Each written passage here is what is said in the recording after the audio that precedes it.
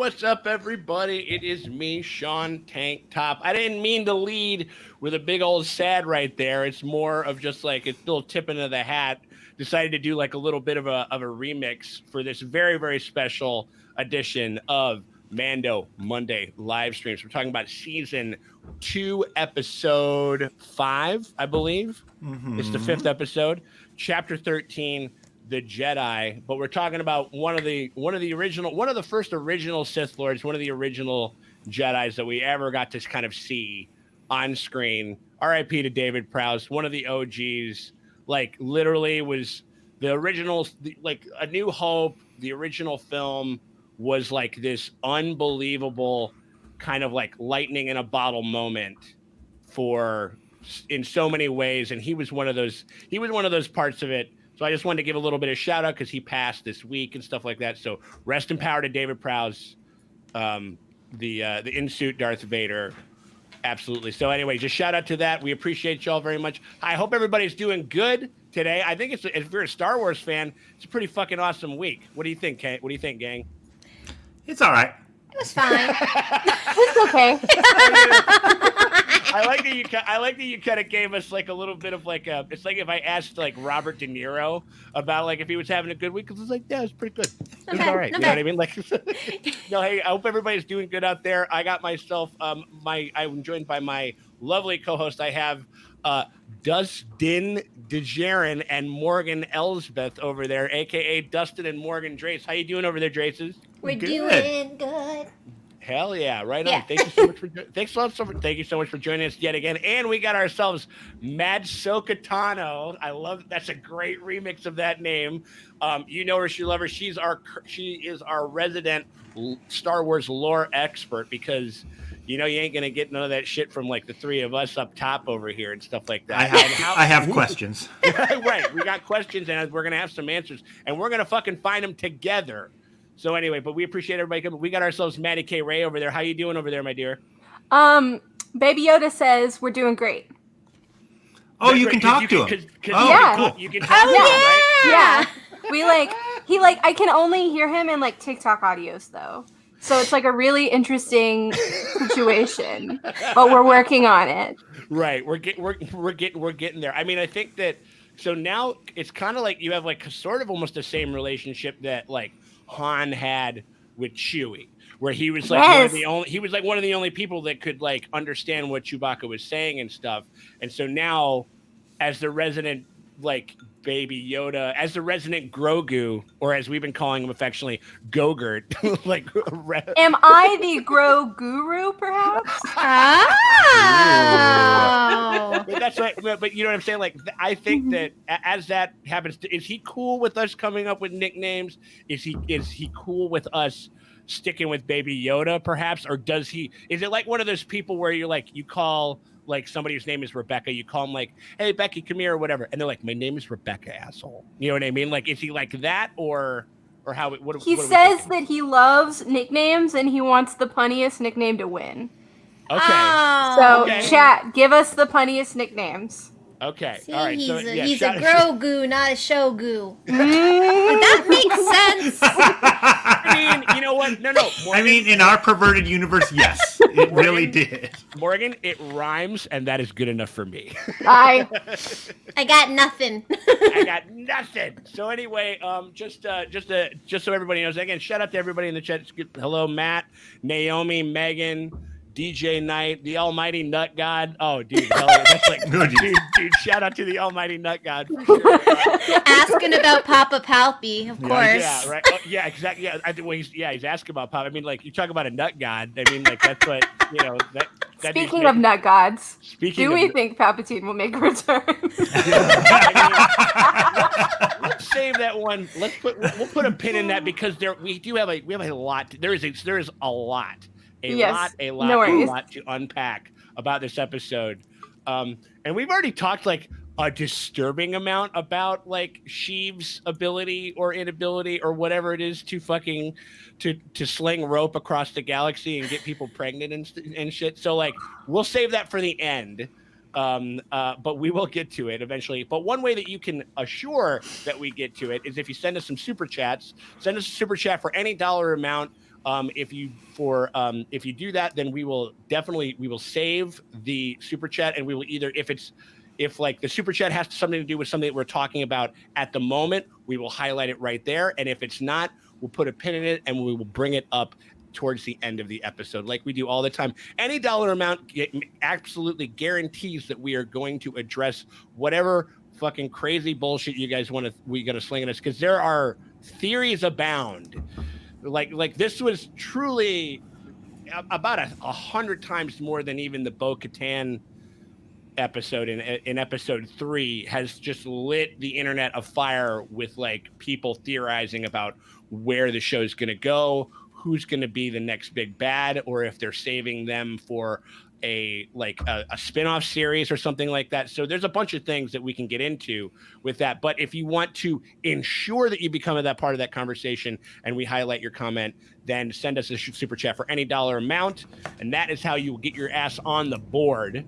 This is how we do it. I'm sorry. Exactly. We already got a super chat like before the chat even before this whole thing started.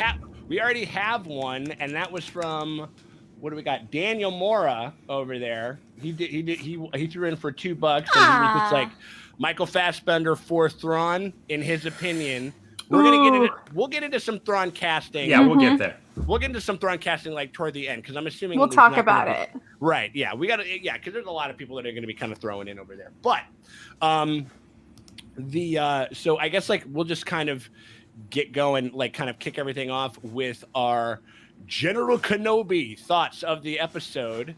I'm going to kick it over to this was easily the most kind of like lore, expanded universe, Rebels, like kind of heavy material that we have gotten, obviously, like throughout all of the kind of the Filoni-verse stuff.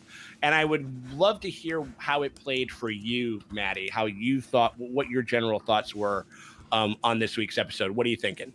Okay, so I'm going to be really controversial and say that Rosario's Ahsoka didn't do it for me, but I loved every single other part of the episode. Like I just was not excited about Ahsoka, and it's not even because of the controversy, because she addressed that in a Vanity Fair article, and I feel satisfied about it. Sure. But her line reads just didn't do it for me. The costume, like I'm a cosplayer, so I was looking real hard at that costume, and like sure, it was like weirdly fitted, like it was flapping in places where it shouldn't be. Like the costume itself was very like subtle, and I like a monotone, but like I was like I couldn't really. It just looked like a pile of gray fabric to me. And I was like I had issues with costume design, but like whatever. I loved the like storyline that they gave us. I liked the fight. I loved the like juxtaposed fights of like the samurai storyline and the Western storyline. That was really cool. Sure. But I was just kind of like, like the most feelings I had were when she said, "Where is Grand Admiral Thrawn?" And I was like, and then like. No, that's my feelings. Yeah, I mean, like that was kind of the collective, like, kind of thumb up the ass of everybody, where you're just like, hold on, we're talking about this now? You know what I mean? Like, you're like, hold on, like, and an unexpected one at that. Like, I thought that it was just going that kind of we knew that she was coming, so I suppose they wanted to have like another fucking revelation kind of like be unearthed within the course of this episode, because we all knew that we were going to go see Ahsoka. It wasn't like Ahsoka was the surprise guest, and not even that Thrawn was necessarily a surprise guest, but that was sort of like their ace in the hole. Yeah, they were like, if Ahsoka doesn't do it for you, we're giving you Thrawn. we're gonna tease this Thrawn thing. Okay, well, I think that's great. Drases, what are you thinking up over there? What was your general thoughts about the episode? I really enjoyed Rosario's performance, and that's okay. We can that's totally cool. Yeah, but and then it's the episode in general. Like, even if we didn't get, I've never seen any of the animated universe, so I'm not familiar with the character other than from like general internet existing on the internet. Right. So I guess I didn't have any like expectations, so maybe that's why I was like, oh, she's perfect, because I don't really know the character. So to me, it's kind of like the prequels. If Yoda with a lightsaber is your Yoda, that's just your Yoda. Then you got that funky little frog man. Yeah, like the old timers are like, that's not my Yoda. So it's like, this is my first Ahsoka, so I'm like, That's my Ahsoka, I guess. Yeah. In my experience, the people who like are huge Rebels and Clone Wars fans, they were split pretty evenly down the this is Ahsoka, this is not Ahsoka line. So it's really interesting. Like I think it just really depends on like what parts of Ahsoka you are carrying into the story, and if those parts match up, then great, it works for you. But if it doesn't, then it won't. Yeah. So, all right. So, this kind of jumps a little bit, but I have a question for you, Maddie. So I've seen almost the entirety of season 1 of Clone Wars, and I mentioned this, to a friend of ours who was like, "You gotta watch Clone Wars, blah blah. Ahsoka's the best character," and I was like, "Ahsoka is a whiny little bitch, and like she's so fucking annoying in that first season." Luke also not. Is Anakin also not? They all are. They go on this beautiful journey. And it's like when you watch the first season of Clone Wars, which is all I've watched, I was like, it was like, oh no, Ahsoka's the best character. I'm like, what? Like she's a petulant little child. Right. Like she's basically Anakin from the prequels. In animated forms. Like she's just annoying. Yeah, like somebody was like Luke Skywalker.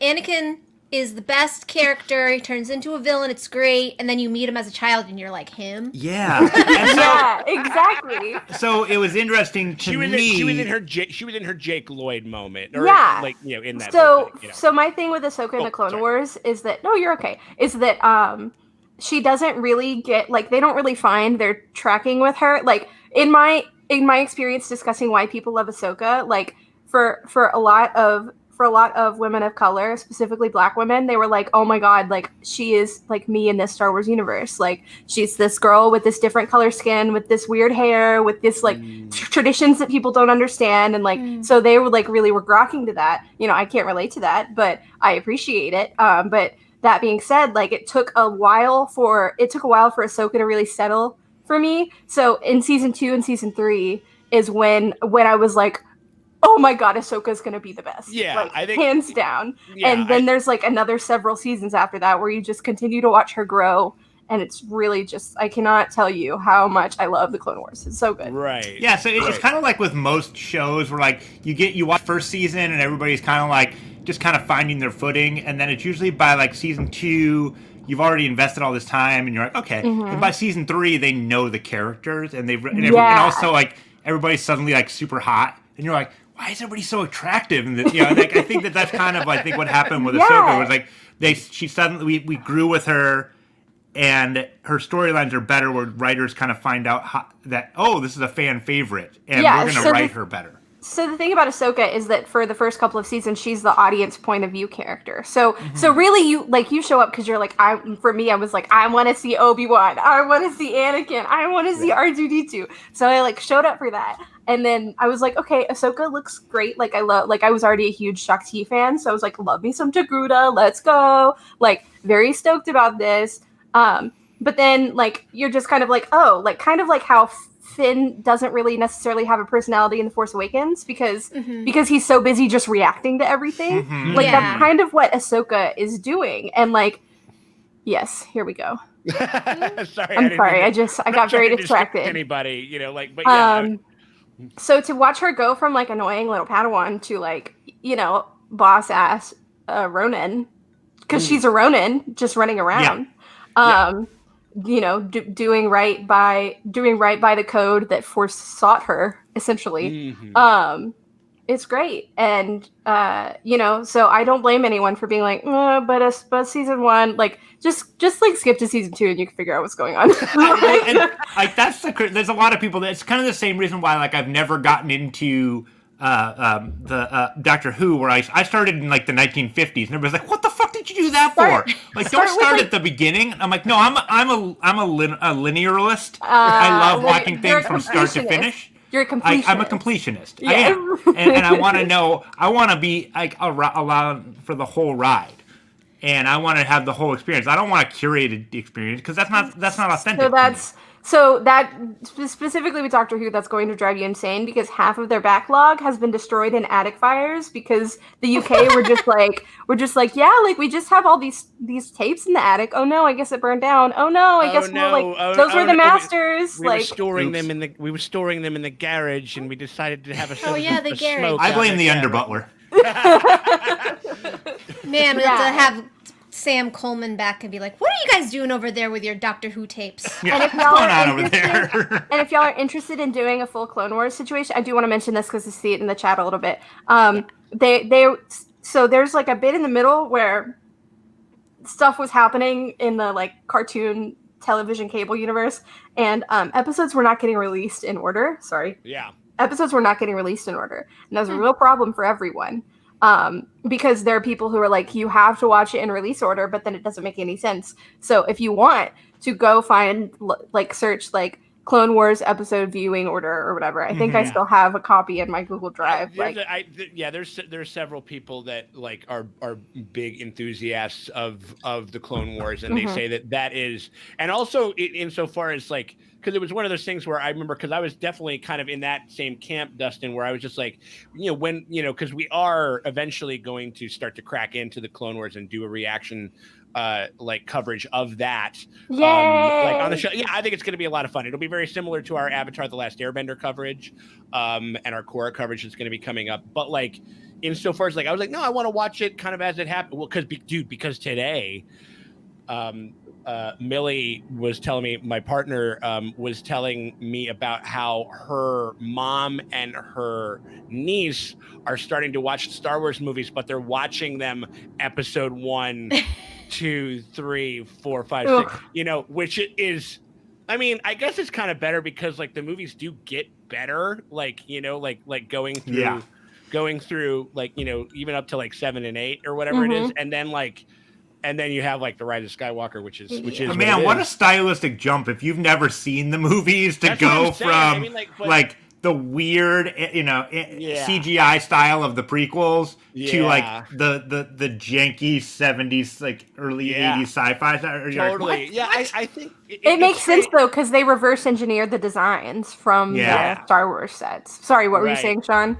No, it's just like, but it was just one of those things where just like, there was just like, again, the guy, like the nerd in me was just like seething. I was just like, I think I probably shaved about, a year off of my life with like having like a brain hemorrhage from not just going like, no, you can't fucking do it that way. You know what I mean? Or whatever. But, hey, whatever. I mean, like, that's how they're going to experience it, and that's fine. But they were saying in regards to Clone Wars and all that stuff, that Filoni and the gang, they were releasing them kind of in this very kind of slapdash non-linear way, but that's not how they wanted to do it. They wanted it to be more linear, and that's like, and it was just because of things that were going on with Nickelodeon at the time or something like that. And so now that people have gone back and created the chronological order to watch it in, and that's kind of like the preferred best way to do it. It might be a better viewing experience that way.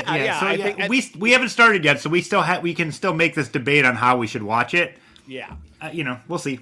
100%. Yeah. So like, because I did watch the first season and it was weird because like you'd watch an episode and then like 5 episodes later you're like, wait, are we back on that story yet? Wait, what just happened? Is it not right? For sure. That's what I've heard. It can be sort of jarring. So like, but din jarring. Sorry. Din jarring. I can't stop it. I can't stop myself. No, I mean, I think we're gonna be fucking silly with him.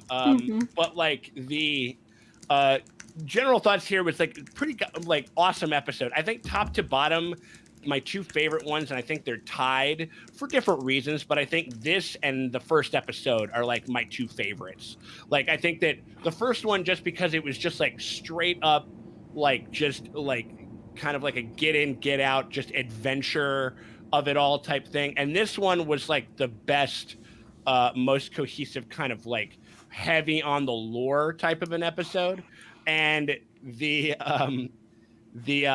basically what I thought was, but the only critique that I have, because I enjoyed Rosario's performance. I thought that Rosario and probably the Filoni, they were probably had to sit there and be like, okay, so there's, a little bit of time since the last time that we've seen this character in Rebels, and Ahsoka goes through a lot in Rebels, and and so like they kind of needed to sort of like create like a bit of like world weariness, like about Ahsoka. Like Ahsoka's a lot more chill, not as impatient. It seems like that character kind of kind of could and would be throughout most of the series, as I've come to know them through through just like general trivia and just like looking stuff up and everything.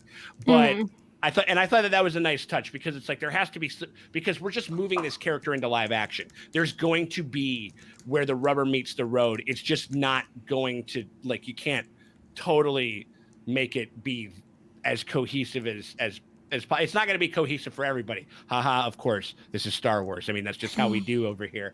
But like, the only thing that I would say, the only way that I would knock it, because I thought it was gorgeously edited, I thought it was amazingly shot, I thought the design of it was incredible and everything. But like, the only thing is, like, we have been rapidly expanding this universe since episode 3. Like we're getting Bo-Katan, we're getting Ahsoka, we're name dropping Thrawn. Like, we're like, this universe has just been expanding to the point where I'm like, is this about the Mandalorian anymore? Not really. You know what I'm saying? Like, so what I'm saying is, like, we've had this really awesome, fun, exhilarating kind of expansion of the story and of the world. To me now, like, the story needs to start to constrict and kind of go back to like, kind of get back on track as far as like, I want to know what the fuck. I want to hear Moff Gideon say more than 3 words and like, and understand kind of what's going on in his head and what makes that character tick. And because I want it to mean something when he gets his ass wrecked. When he gets his ass wrecked by a fucking Beskar spear, by somebody, whether it's Bo-Katan or whether it's fucking Mando, will remain to be seen. It kind of seems like him having that spear and there being a dark saber, it seems like there's going to be a crossing of those 2 blades at some point. But that would be the only thing that I would knock it for, because other than that, it's a just as far as like a pure Star Wars standpoint, it's just a 10 out of 10. You know what I mean? Like, in that way. And I think I would completely agree with you if Rosario was playing not Ahsoka. Like, I don't know why she didn't work for me, but I was just like, I don't get it. But like, I loved every single other thing, and I didn't even hate what she was doing. I just didn't like. And not like how she did it. It just didn't click. Didn't work. Sometimes you just have such a. That's kind of sometimes how certain, because I'm really interested in filmmaking, and that's like a big passion of mine. And sometimes like I just can't explain to somebody why the editing doesn't work in this one scene. Yeah, you know what I mean. I just have such a relationship with it that's hard. So I understand that completely. Yeah. All right, well, moving right the fuck along. I think this is going to be interesting. We're going to talk about our favorite scenes of the episode thus far. And there are a lot of really fucking good ones. Maddie, what are you thinking? What's your favorite scene of the episode? So it's got to be a toss-up. And I'm trying to figure it out.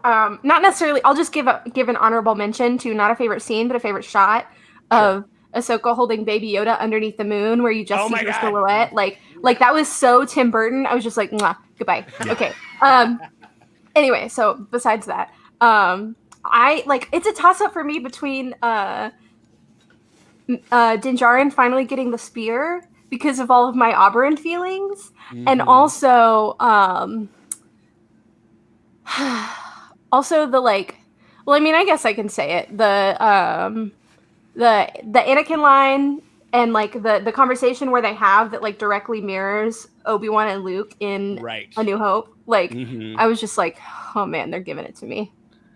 So. Yeah, there was a lot. Yeah, that was one of those. We talked about this a little bit before, I think last week, where it's like we definitely, when we were talking about like all of the dialogue and some of the stuff that they were going to be doing with Ahsoka, were going to be like these dialogues these lines of dialogue that were like icebergs, where if you didn't know the lore, it would just kind of be like, yeah, that makes sense. She's talking about she had a hard time, but like you having gone through like the story. When she starts talking about a Jedi Knight that harbors these feelings and she knows what that can do, you're having like the fucking flashbacks of everything that happens. I just flash back to Mortis and the confrontation that Anakin has with Darth Vader in Mortis, which y'all don't even know about the Mortis arc. No, but I know. Like, it fundamentally changes what we know of the aspects of the Force, and like Force philosophy is like my favorite whole thing about this goddamn universe. So I was just like, yes, please, thank you. Yeah, and so it was there for like, like maybe more of a layman like myself or like the Drases or whatever that aren't as versed in it. We could still pass along, but if you are into that stuff, you're like, oh shit, I know what the fuck they're talking about. You know what I mean? That type of thing. Favorite scenes, Draces. What are y'all thinking over there? I loved the scene where you slowly realize that she's communicating This is my favorite with the baby. One. Yeah. Because it was so subtle, you don't know what was happening. You just like, and you're like, wait, oh shit, they're talking. And I lost it. I was like, oh, somebody can talk to him. This is amazing. Although I don't understand. I do have a note. I'm like, ask a couple more questions. Yeah. Yeah, that was couple more questions. Like we got it right. Like we got his name. Like we got his name. But then like they're dropping all this shit. We're just like, yeah. And then somebody like got him out of Coruscant. It's like, who the fuck was your ride, bitch? Like who was like who did it? Who was it? Like and all I'm thinking of is just like GOGURT is sitting there while Order 66 is going down, and Anakin is just like murking all of these children, but like GOGURT is like in the rec room, just fucking scarfing down eggs, like kind of like, you know what I mean? Like just missed him. Like, oh shit, I think I locked my keys in my car or whatever. And then he rolls the fuck out, and then somebody rolls up and takes him away. He does that thing where like someone runs in the pantry to hide, and they like knock him into a bag of flour, and he's never found. Right. And that's what he wears for the rest of the show. Yes. He's just wearing a flour sack. Where's the flour sack, man? Absolutely. That's very looking cute. Like, yeah, looking like a motherfucker in Oliver Twist over there. Real talk, his Yeah. dress is 100% the IKEA monkey. IKEA monkey, yes, his IKEA monkey. You cannot tell me any different. You can't tell IKEA monkey. Oh, God. I got to agree with Matt Carper, who sent us a super chat. This is also my favorite scene. I mean, I've said it a bajillion times. If you've listened to me talk about anything, one of my favorite like scenes in cinema of nerddom was the opening sequence of X-Men 2, where Nightcrawler's like flipping all, and I was like, you know, My boyfriend Kurt. it was like Sorry. my favorite character doing my favorite thing finally on screen. And so I know that for you know, and we got another super chat from Max. I know Ahsoka is one of his favorite characters, and like just seeing that character doing that was super fucking awesome. Yeah, just boop, boop, boop, boop, boop, just popping in and out of the shadows and just being a badass. It was just right out the gate. We just got it. It was crazy. Did everybody here think that that Ahsoka was going to show up At the very fucking beginning? No. Within the first like 2 minutes of the show? Did anybody? I mean, like she was the cold open. She was straight up the cold open. That's Yeah. what I'm saying. I thought that it was they were going to do like a fucking like Star Trek the motion picture where she's like backlit in a silhouette. They were really going to take her and that would have been sick. I still think they could have kind of done something like that, but it was kind of like this episode was definitely kind of designed to maximize the amount of Ahsoka and really establish like who Ahsoka is, because, and this was something that we weren't really aware of, is like Ahsoka doesn't seem like she's going to be a series regular, like not going to be like a series lead. No, she's not. Right. Like she's going to be like a regular, and I think that Ahsoka will pop kind of in and out where and when the story. She's going to be like River Song in the Doctor Who universe, where every time she pops up, it gives you a clue as to where and when you are and what's going on. And so she's just going to like skip stones through the whole Star Wars cinematic universes. Like Clippy every time you're trying to make a documentary. You're like, oh, it looks like you're trying to make an Excel sheet. There you go. Yeah. Totally. It kind of comes up and whatever. The I think that element of it, I mean, like, to piggyback off of what you said though, Morgan, like, just because it was also my favorite scene, was that nonverbal interplay between them, and it was probably my favorite acting touch from Rosario, was just that, you know, that you can tell, like, you know, he's like, you know, Mando's like pacing nervously like a fucking like a soon to be new dad at like a fucking, like a delivery ward or whatever and shit, and they're talking about whatever the fuck it is they're talking about, and that kind of, it was pure Star Wars in the way that it was a lot of like nonverbal story. It was nonverbal storytelling about nonverbal storytelling, or nonverbal communication rather. And it was just pure Star Wars in that way, as in like I was just living that kind of magical moment, and then, you know, and then it just kind of propelled forward from there, and then we learned his fucking name and shit like that. Do we like the name? We Do were we like the never name? we were never gonna like the name unless she was like, "Oh, his name is Baby Yoda," Right. Right. or she says some sort of name and she's like, roughly it translates to Son of Yoda. My name is Yoda, son of Yoda. You know, like I mean, like Yoda 2. Yoda 2 electric Go-Gurt. electric Blue. Go-Gurt goo or something like that. Yeah, maybe. I mean, like there is and again, it's a Star Wars name. It's weird. It'll grow on you eventually. It'll be fine. Like that whole deal. But It'll I do grow think, on you.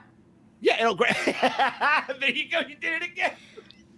I mean, You're not on fire not today, all Star Wars names are trash. I mean, we got Morgan. Also, she was awesome. That was another one of Oh, my she's favorite. great. Yeah. Well, too bad R.I.P. to her, but There was showed up. There was a great quote from someone, and I don't know where I read it from, but I love like the casual, because the character like the magistrate, you assumed probably like I did that, oh, it's gonna be a guy, but just having just like a girl inhabit that masculine space basically, and not even like mentioning it, like, oh yeah, that's just the magistrate, like really kind of messed with me in like a good way in my brain. So I want more of that, please. Yeah. 100%. Yeah. I But mean, she was fantastic. I mean, it was good that it Do was you good know that who she she died. is? She's Bruce Yes. Lee's goddaughter. Yeah, so her name is Diana Lee Inosanto, and her dad like was Dan Inosanto, and he was Bruce Lee's training buddy and best friend, and so that's why she's his goddaughter, because her dad kicked Bruce Lee's ass, and Bruce Lee kicked his ass like for years and years. Amazing. And she's Filipino actually, which is really cool. Oh, that's so cool. we got Yeah, some nice Filipino. We got some nice Filipino representation in Star Wars. Nice. No, well, I also wanted to bring it up because, like, let me pull up Megan. We got ourselves another super chat from Megan B. Thank you so much, Megan. And that kind of talks about Morgan. And you might be able to speak on this a little bit better than we can, Maddie. But like, as a Knights of the Old Republic Easter egg, also, like there were Easter eggs about that. But Morgan as a Night Sister rumor, obsessed with Ventress, cosplays Mother Talcin. Thoughts? Love Mother Talcin. Love Ventress. Continue. Yeah. No, so what do you think? What do you think about the possibility of her being a Night Sister? Do you think that would be really interesting to me, because the thing about Rebels, the thing about maybe Rebels, definitely the Clone Wars, is definitely the Clone Wars. They killed off all the Night Sisters for no goddamn reason, and it makes me so mad, because Dathomir is the best planet, and the Night Sisters are the best Force cult. It makes me very, very angry that they did this. And so having, Dathomirian survivors and Night Sister survivors would just be super, super, super dope, because I love my like weird Abeloth spider goth like witch queens. I just love it. And I think Star Wars needs more of it. Facts. So if one survived, even though she's dead now, there could be others. And there could be, and the thing is that they, like, we only met one cult on Dathomir, so there could be more cults that survive. Some like adjacent cults, you know what I mean? I also want to note Megan B's profile pic is fucking fire. So I just wanted to mention that, because it was. I think it's her at a Comic-Con holding up a portrait of a cosplay she's doing. Oh my god, that's amazing! Yay, Megan! I don't know what it is, but it's Comic-Con, and I miss Comic-Con so much. Put your cosplay Instagram in the comments so I can follow it. Thanks. Right. We can also get into this real quick. Like, shout out to Luminara 843. Love the name. One of our OGs from the Lovecraft Country live streams that we were doing. Good to see you again, my dear. Did they explain how Baby Goo? Oh, Baby Goo. Maybe that one can go. Baby Goo. That's a great one. I like that one a lot. But did they explain how Baby Goo lost his memory? They touched on it just slightly, like insofar as his memory was kind of like fractured because he's kind of been closed off from the Force or something. It was because he had left Coruscant during the Order 66, and I think it was conveniently Star Wars vague from a certain point of view. I'm gonna guess it's a mix of like trauma, and then also like she said that he had to hide his powers. So does that mean, I don't know, is he powerful where he can go into like a force coma and cocoon and just sleep?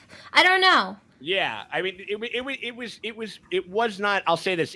Luminar. It was not like very specifically addressed. I'll say that. I mean, like, it kind of seems like he went through. He had a tough day at work. On Coruscant during Order 66, and like a lot of the younglings, and it seems like either from that trauma or out of a kind of a survivalist sort of impetus, he kind of like he kind of closed himself off from the Force kind of a little bit, and kind of has, and because of that, I think that his memory is kind of foggy, which is also like why we don't know like how, like who the fuck gave him a ride out of there. You know what I mean? Like that's gonna be is that where we get the Mace Windu cameo? Is that where that could. You're so sold on that we're gonna get Mace Windu. Do we know that for sure? No, we I don't think we're gonna get Mace Windu. No, I don't think we are. But I don't think we are either necessarily. But like, I'm thinking about like shit. Like, he gets thrown out of the window, and he's like, "Fuck, I gotta get back to there." It's like, but I know that little motherfucker needs my help. I'm just putting motherfucker on everything. Not that I wouldn't do that otherwise, but also because it's Samuel L. Jackson. But like that could or would possibly be like an angle that maybe they could do so, because this show almost to an absolutely kind of staggering degree has like kind of made like fan like casting and kind of like the will of the fans has definitely been something that this show has been like, yep, let's do it. Like, let's just fucking go for it. You know what I mean? And so who knows? Like, he might show up. Weirdly, it like works. I mean, except for maybe for Maddie and Rosario, there's like split, but it's like for the most part, the fan service has been so well done that it's and it's clicking. Even Ahsoka, like it's clicking for like most people, I think, which is great. Yeah. I'm happy. I'm like, I don't want people to not be happy with Ahsoka. I don't want to be unhappy with Ahsoka. It just is what it is. So I'm just kind of like, oh wow, like this is kind of fingers crossed that they keep it up, because I'm like, as far as fan casting goes, I think that Jon Favreau has a really good idea of characters. And we were talking about today where Jon Favreau was the one that knew Robert Downey Jr. could play Iron Man. And it's like, once you see it, you're like, yeah, of course he can play Iron Man. He is Iron Man. But at that point, he was like almost uncastable. He was just coming off his messy years. Yeah, and so it's cool that like Favreau, of all people, you're like, how is that guy like this casting genius? But he's us. He's a fan. He's the one that wants to see an action figure come into a animated film. Wants to see an action figure come from animated into a live action. He wants to see these things kind of make that progression, because it's his playground now, and he has the opportunity to make those dreams come true. So he is us, and for him to see a fan like idea come to fruition is kind of amazing. Yeah, for sure. Totally. Yeah, I mean, I think like, do we have any other favorite scenes out there, Draces? Are you guys all? I want to get the super chats that we got, because we got one from Gabe and we got one some from good Naomi. ones too. These are like let's some. see what we got. Where's Gabe's? We got some gold over here. I see you, Maddie, with that. Do you guys know about Abeloth? I do not. Okay, so Abeloth originally was this like great big old god, and the Force was created when Abeloth like disintegrated into every living thing. So like the Force was like this weird like organic parasite that attached to organic. Oh, how very Stephen King of it. Isn't it? Like it's kind of Wait, so is Abeloth the turtle or he's a turtle? Maybe. Abeloth just barfed up the Force. Are we saying that we're eventually going to get a space Pennywise at some point? Oh my god, please. Who is the Star Wars Pennywise? It's me. I am the Star Wars Pennywise. Beep, beep, Grogu. Oh, no. Oh, man. Must protect. Oh, George. The kid's name was George. Protect Grogu. Yeah, Grogu. That's what I'm saying. Hiya there, Grogu. Yeah. I love my son, Grogu Lucas. Right. Oh my god. Well, anyway, shout out to Gabe. Thanks. Very much. Yeah, I mean, like, Gabe. they're yeah, I mean, again, like the show's been like checking off like a bunch of Knights of the Old Republic stuff from even from the jump from episode 1. Naomi threw in, thank you so much, my dear. Now knowing Grogu's history, the look he gives Mando when he gave him up to the imps to get the Beskar payment makes a lot. Oh wow, yeah, that little kind of oh my gosh, that's so good. It was like the first kind of like emotional That connection little that he had made with. Yeah, that? yeah, and we all just like the world at the nerd world at a million large voices suddenly cried out in heartbreak and was suddenly silent. Because the little baby went. Totally. Wait, Morgan, 100%. give me that one more time. Oh my god. Sorry, it's so funny and sad. It was so sad. Funny, sad. You know what I mean? I think so that kind of does it for our favorite scenes, even though I think that there were a lot. There were so many good but scenes. Like I think we're gonna be moving on. Also, we're gonna be talking about shout out to Din Djarin saying who gave the order, which is an Oberyn quote. Ooh. And someone else whatever the response was, like Michael what's his name's character, he said something back that is what someone says to Oberyn. Like it was like there were like several Game of Thrones references in this episode. I was I mean just the fact that like, you know, like, hey, like Viper, here's a spear. I missed that the first watch. I was like, oh. Right. Well, I think that also that's good. I think that also kind of speaks to like just how invested we are in this current story, that we're not kind of. I don't see Mando as Oberyn at all because they're such different characters. Yeah. I mean, of course, he's walking around with a helmet on his head, so I don't see him. Right. But they're such different guys that it's like, it didn't even connect to me when he's like, a spear, I don't want it. Which yeah, right. I'm sure that the writers were like, the Game of Thrones nerds are going to go, why? Yeah, sure. But now he's got a helmet to protect him in case any fucking, you know. Yeah. Finally. Yeah, right, exactly. Could have used that from Could have used it. Sure. Oh my god. Well, anyway, we're gonna talk now. We're moving on to our next segment, episode MVPs, the most valuable player of the episode. Maddie, what are you thinking over there? Who's your MVP for this? Oh my god, I wasn't ready for this question. Probably I want to say like kind of Frank Oz in a way because this whole moment where we finally got someone to say the word Yoda on The Mandalorian, like it builds and builds and builds just from this incredible job that Frank Oz did and this incredible like imprint he left on Star Wars that has rippled throughout every single movie and every single property to get to exactly and precisely this moment. So I would say Frank Oz, because we wouldn't give a shit about Yoda if it wasn't for him. Well, no, that's what I'm saying. I mean, like, well, I think that Star Wars would be.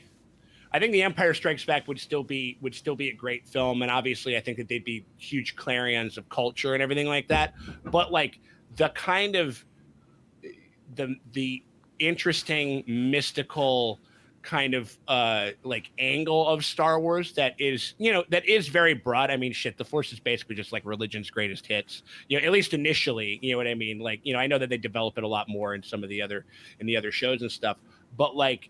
And how that was able to kind of be communicated and brought to life by Yoda is like the reason that this series has legs, as much legs as it does. You know what I mean? So like, yeah, I think that's very well said.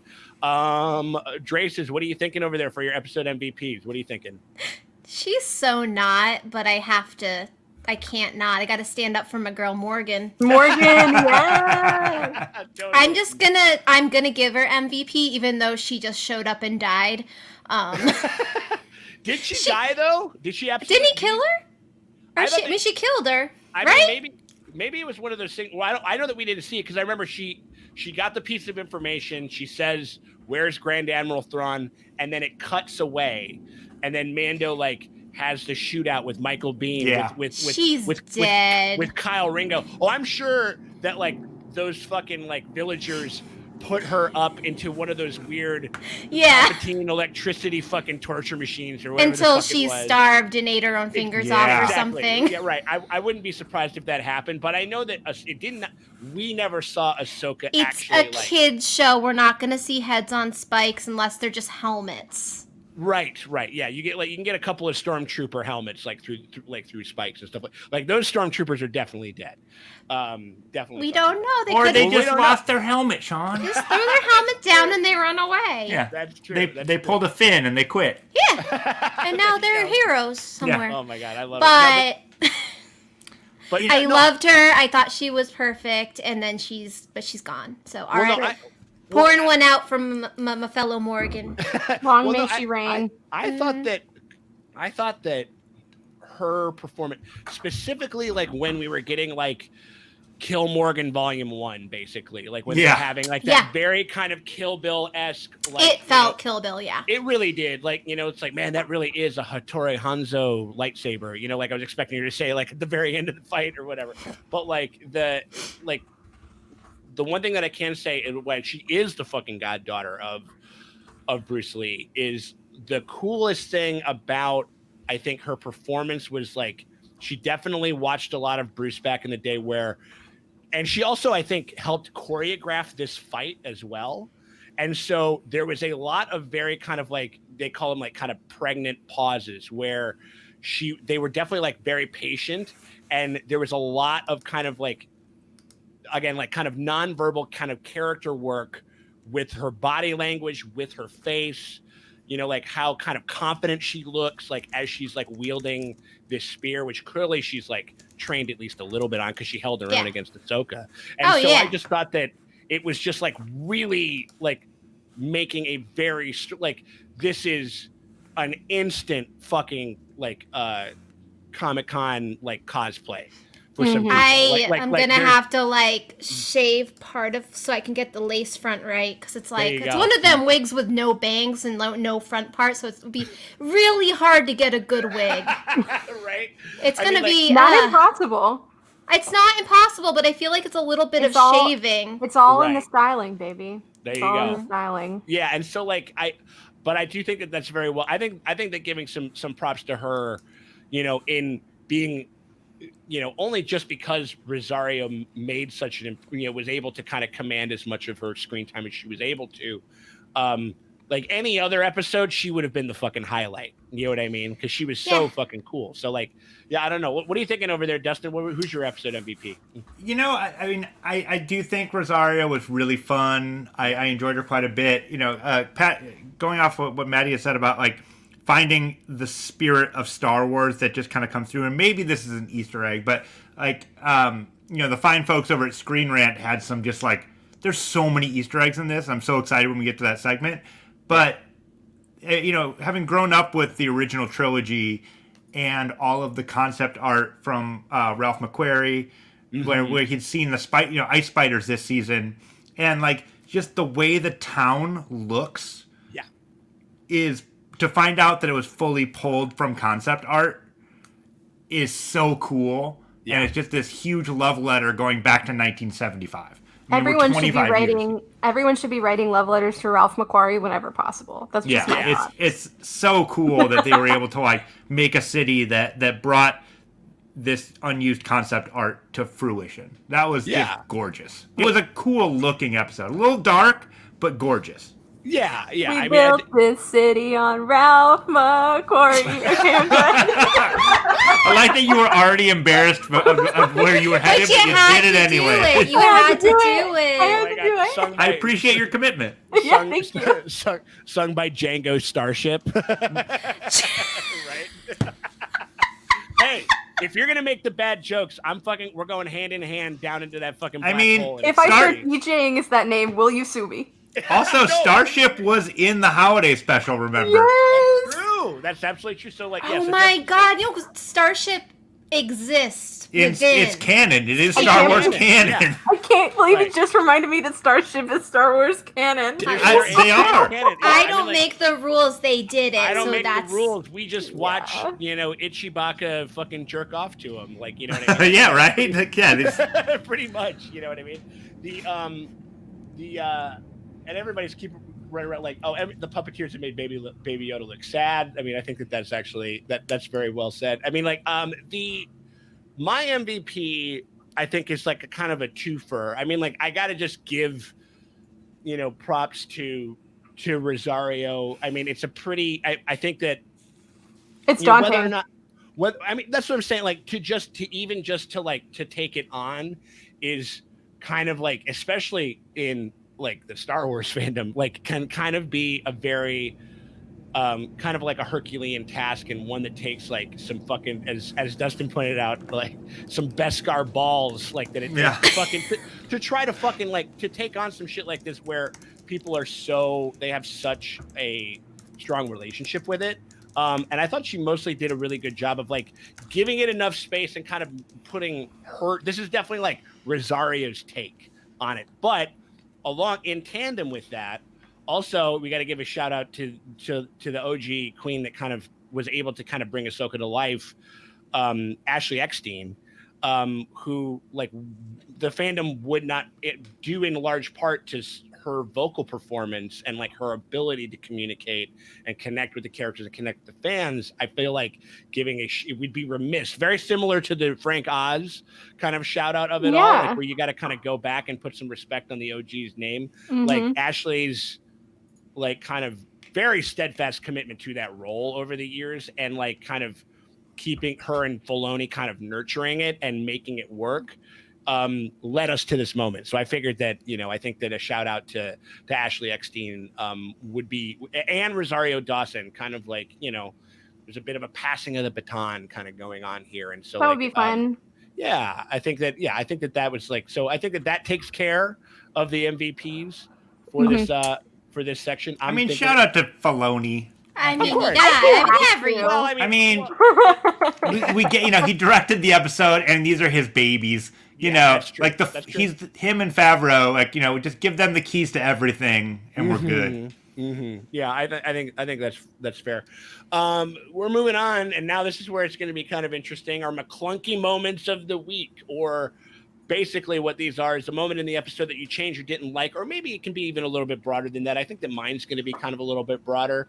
But I'm interested to hear kind of like what y'all's thoughts were on this.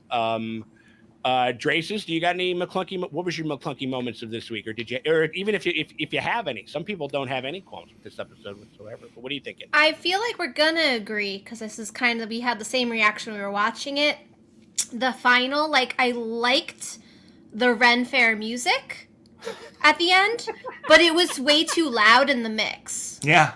Like if it was subtler, like it was fine music. I don't know if you liked it. I did not like it. You didn't like the music at all. I went on a fucking rampage in our filming. You hated the music. I remember overall, and I quote, "What is this Ren Fair bullshit?" I didn't mind it if it was quieter. Yeah.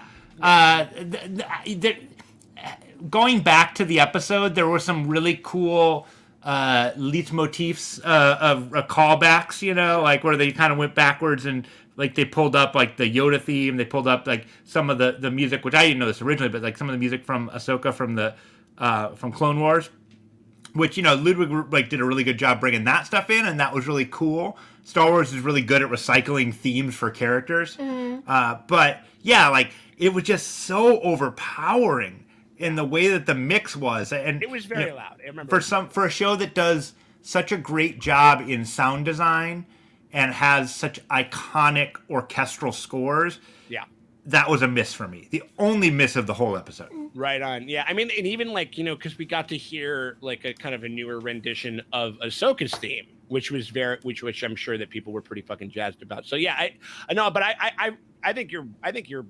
I would agree with that for sure, Dustin. Like, I mean, it was very like loud. Like I was waiting for some, like an English major in a bustier to come up and to be like, would you like a turkey leg, like, or whatever Fancy it is. A flagon of mead, governor. No, governor, be my lord. My lord. I think that it was loud. Now, like, because I didn't know it was a callback to Ahsoka's theme, I'm guessing they made it loud to get our attention. To be like, hey. So if I was a fan, I'd be like, oh, it's the thing. But it's like, as someone who's never heard her theme, I don't know what's going on. I'm like, why is the music screaming at me? Mm-hmm. Oh, here we go. Shout out to Maria, the lovely Maria, who's been on our Lovecraft Country and hi, our Mandalorian. Maria. What's going on, Maria? It's like I thought Morgan was going to say the lack of blood and carnage. Okay, I did want, like, when she's slicing a tree like that, I wanted her to do that to a body, and I wanted blood and guts to go That's everywhere. a beautiful photo, by the way. I just They want to say kind that. of do. They sort of do. Oh yeah. Oh, 100%. Maria's a Right. babe. No, but like insofar as Morgan, they kind of do it, but you know what they do? They fucking Austin Power hide their fucking dick about it. Like where they like they'll do some shit like where they'll do like a cut, and because I think that's exactly what you're talking about happened when Ahsoka cut the bell, like the big bell in half. Yeah. There was a guy standing in front of it, and if you slow it down, you can see he gets cleaved in half. But because this is a children's program, like they kind of can't get. You're not going to get fucking like that. You told me, and it's my favorite opening of a movie ever is Ghost Ship, and you're like, you don't get Ghost Ship every time. Right. Ghost Ship is the greatest opening of a movie. Right. Because hands down. You can cut somebody in half. Obviously, Darth boyfriend can attest. Yeah. And they cut him. But he only survived on the power of the dark side. That's true. That's what I'm saying. I mean, like, and so like, insofar as like, but the other thing about it is that there is like a kind of I think people have said this before in the comments too. Like, it's an instant cauterizer. It's an instant cauterization. So but we're just but then you can go into the Bacta tank and just get a new robot arm. It's fine. That's true. Everything's fine. Like, or you can get some fucking you can get some robot legs and fucking you could be just fine. You know what I mean? Luke is doing just fine. Yeah, fine. everybody's doing just fine. Darth Maul, his fucking his gut should have been hanging out of his fucking he should have looked like I don't know, like a character from like one of the zombies from like The Walking Dead, just pulling itself, but it's only half of it or whatever, and that's essentially what happens. But again, like that hate, the dark side, and that hate just kind of kept him alive. Shout out to Matt Carper. Thank you very much. The HK droids, to quote the great HK47 statement, you brought the wrong droids, meatbag. What does that mean? Are they talking about the droids that were helping out in the town, Maddie? Is that who those are? Yeah, I believe the HK droids. I don't remember what they're from. Like, I don't remember where they first showed up. They were the assassin droids. Yeah, okay. Are they Knights of the Old Republic? I believe so. I think okay. So they took them and they kind of brought them. Yeah, they're in KOTOR and SWOTOR, and they were in Galaxy of Heroes. Oh yeah, I forgot about that. Oh, right on. Yeah. I mean, and also Morgan, we forget this, but also Snoke got cut in half too. Oh wait, get this. That was awesome. That was a good one. Maybe that's why I was expecting Ahsoka a little more. Maybe it's like in PG-13 movies where it's like we can't cut like multiple people in half, but we can do one like really Snoke, good. And Snoke's not even a real guy. Yeah, right. Remember, he's a puppet clone or something. He's like a pickled egg or something like that. He's a pickled egg that Palpatine glued Google eyes to. And just Grogu just like, ooh, I love me some pickled whatever. Googly eyes. We better hope that fucking Grogu doesn't find his way. I hope he eats all of the Snoke. Eat the Snoke. It's a big old thing of big Snoke. He's like, so yeah, because clearly. I hunger for pickled Snoke. Because clearly Grogu is gonna have because he's got to kind of find out. He's gonna figure out if he's got to do like his kind of Rumspringa, like a little bit where he's like, am I gonna fucking go all the way and be a Jedi, or am I not going to? And like the whole. That whole thing, like he might, go on like a little bit of a bender. He's drinking a bunch and stuff like that. And he kind of walks across and he looks over at this big old tank, and he's just like, shit, like that guy looks pretty fucking tasty. And he's voiced by Andy Serkis. Let's fucking get at this thing, and he'll just start fucking popping them like nobody's business. I'm thinking, at least that's what I'm hoping for. Just so we don't if we're going to fucking get into any Snoke or Palpatine shit, that's what I want to have happen. I want it to be a complete fucking joke. Because actually, Game Guy 1128 brings up one of the things that I found, which I didn't know because I didn't play the game. But yeah, this is cool, and this is. Oh yeah. Oh. Nice. we should have known when they showed up. I think that's why so many people were talking about Thrawn. Sure. Thrawn is one of the few things, like, hopefully we have enough time to get into this whole thing, because I don't know shit about shit when it comes to Ezra. You had guested on our friend Kyle's stream on Saturday, and everybody's like, Ezra this. And I'm, who the fuck is Ezra? I don't know. Who is Ezra? Yeah, exactly. But like, he's the main character of Star Wars Rebels. Yeah, so like, so we don't know anything about Aladdin that. in Star Wars. That's but basically Thrawn and I have some history, right? Because I remember reading, Heir to the Empire. Yeah, I remember reading all those books, and I remember like being that like nerdy kid that was like, oh my god. So like, look, okay, so like Leia and Han are like actually together, and like they have a whole, and like it was like, what the hell are you talking about, you fucking nerd? I'm like, no, it's in a book. They're like, Star Wars is a movie, you fucking nerd. Yeah. I go, no, there's a book, and it says Timothy Zahn wrote these books, and they're really cool. You should read them. I'm like, I'm not reading a goddamn book, you fucking dork. Timothy Get out of here. Zahn is one of the best men like I've ever met. Like, so good. Yeah. He's like, I have a great story where the last con that I went to actually was Mid-South Con, and he was a guest there. And nice. But it's a very small con in a very small hotel, and there's only one main elevator. And every single time one of us had to get on the elevator, the other was there. So we would just like elevator talk, and he would be like, "Oh, Maddie, what are you cosplaying today?" Like, blah, blah, blah. Like, he's just like a really nice old man, and I love him to death. I miss cons. Me too. It started, I got really kind of choked up when I saw Megan's, her profile pic, and then now you're talking about cons. Remember riding in elevators with people, and you're like, I know elevators, and you could just breathe, and no one was upset about it. Yes, and you could touch buttons without thinking about it. You could hug. Well, here's the great thing about that is imagine being like this kind of obsessive, talented writer that gets to play in the Star Wars sandbox. And you write this like adjacent storyline, this kind of fanfic given a green light. Yeah. And then it becomes a thing that everybody falls in love with, and you get to ride in an elevator with somebody who's read your book and knows who you are. Because you're just like some, guy behind a word processor. Right. And then to now see that character that you helped birth into the world become a live action. He's gonna be a guy, and people are gonna fan cast him. And like, how awesome is that to be part of that whole experience? And like, and that's what's really cute watching all of Rosario Dawson's press junket, where she just like, I can't believe I got fan casted for a role. She's like, I just thought it was cool and I was into it, and then it happened. And the Vanity Fair article where she's like, it was really like interesting being on set, because the day that she was filming was also a day that George Lucas was on set, and she's there with George Lucas and Dave Filoni, and she's like, it was intimidating, and they were just staring at me, not because like they were like, oh, you better do a good job, but they were just like geeking out because they got to see their imagination in the flesh. Oh, because she was full costume. Yeah, and so they were both just like, they were geeking out at her as the character, and they were so just like, oh my god, like they were as much of a fan in that moment too, which is like what makes this show so special. I think I agree.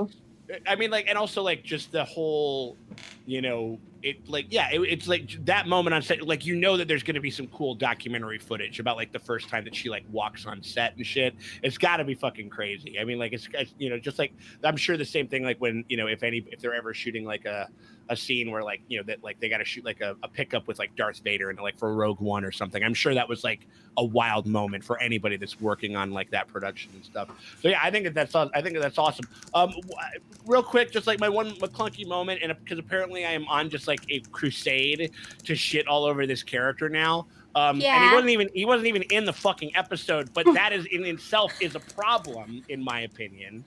How I kind of don't know where this guy's gonna go, but like my McClunky moment is the fact that like we just have had so little of Moff Gideon. I knew you were gonna say it. Yeah. I mean, and this has more to do with like the whole thing as a whole, because I think by and large I enjoyed almost just about every aspect of this episode. But like the fact that, like, I don't know, I just want to know more about this guy. I want to know, but again, I very famously I've brought this type of shit up, and then I eat my words. Like in the next episode, like the next fucking episode is going to be like a Daredevil, like Kingpin-esque, like we're gonna see like Moff Gideon when he's like 5 fucking years old or some shit. Full like on flashback, Moff Gideon, his entire story. It's gonna be a bottle episode. We're not gonna check in with anyone else. I'm gonna learn his fucking middle name. I'm gonna learn his fucking mom's name, like all this shit. But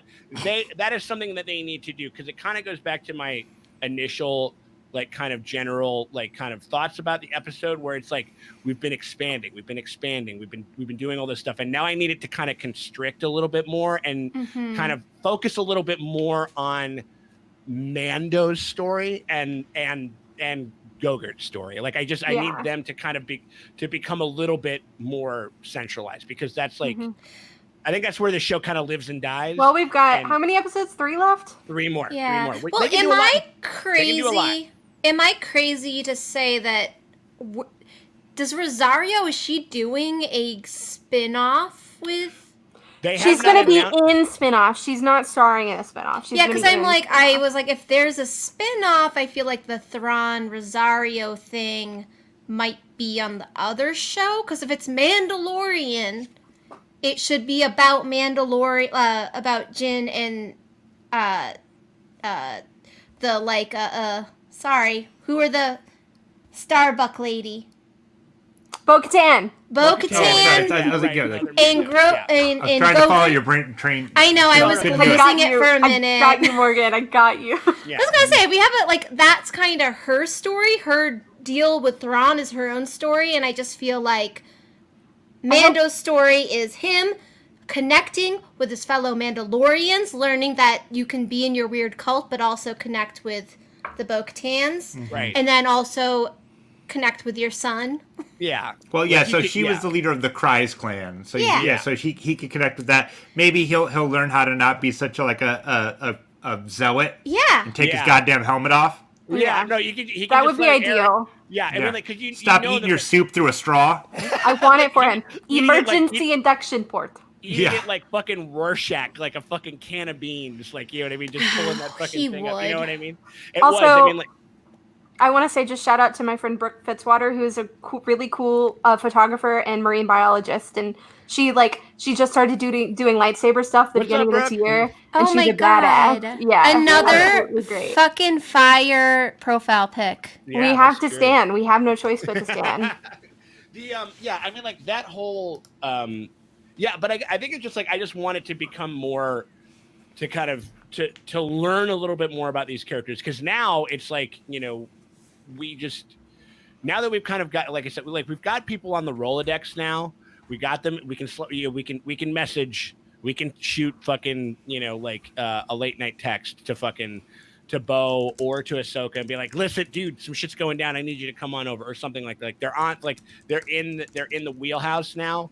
I kind of want it to really kind of focus a little bit more on like Mando's journey. Like as a father and just like and as the whole thing. And I think that I talked about this with a friend of mine, and I think that it could be very possible that GOGURT just like goes, I don't want to be a fucking Jedi.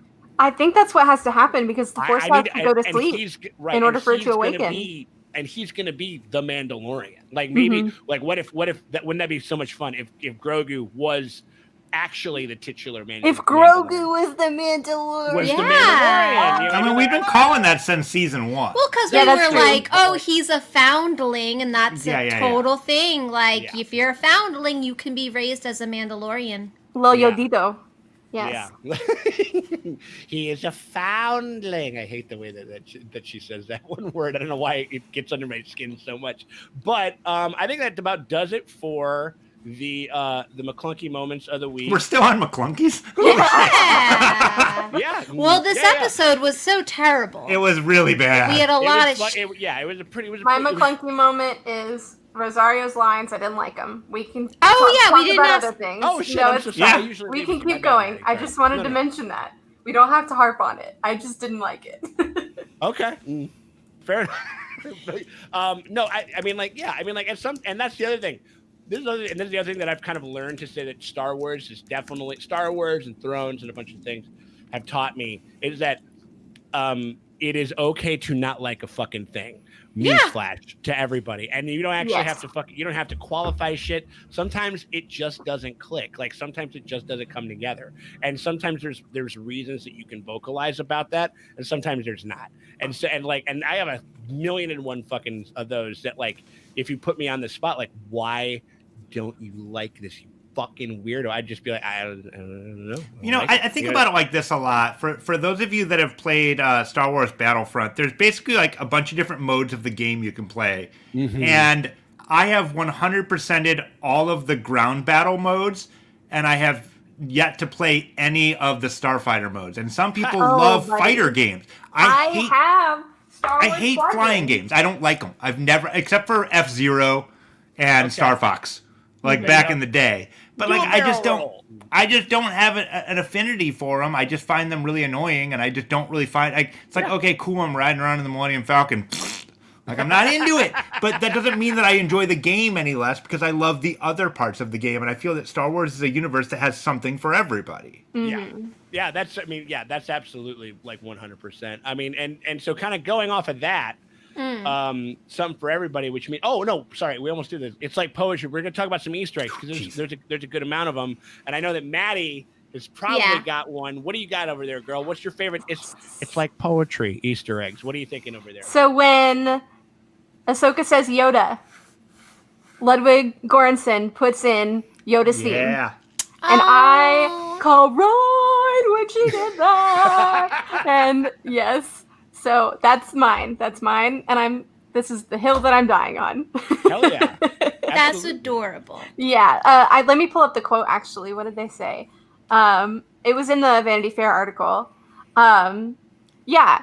She sees this child and names the name Yoda for the first time in our show. Composer Ludwig Göransson does a really masterful thing where the music, just for a moment, becomes John Williams' Yoda's theme.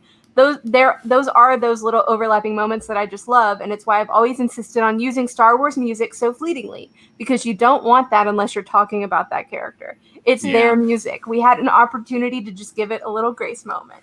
Yeah. Yep.